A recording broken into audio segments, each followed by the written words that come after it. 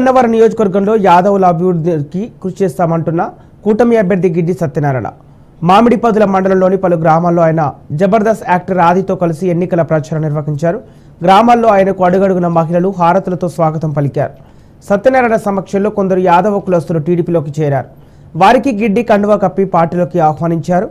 ఎన్నికల్లో సైకిల్ గుర్తుపై ఓటు వేసి తనను గెలిపించాలని కోరారు.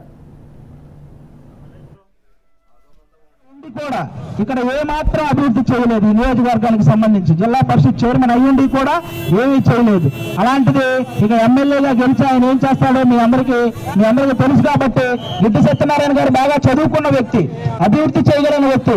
రేపు ఇద్దరు అసెంబ్లీలో ఆయనకు మైకు దొరికితే సమస్యల మీద పోరాటం చేయగలిగిన వ్యక్తి. అలాంటి వ్యక్తిని మీరు గెలిపించుకొని ఈ నియోజకవర్గ అభివృద్ధికి కృషి చేయాలని మనస్ఫూర్తిగా కోరుకుంటున్నాను. అలాగే ఓటును మాత్రం ఎవరు అమ్ముకోవద్దండి ప్లీజ్.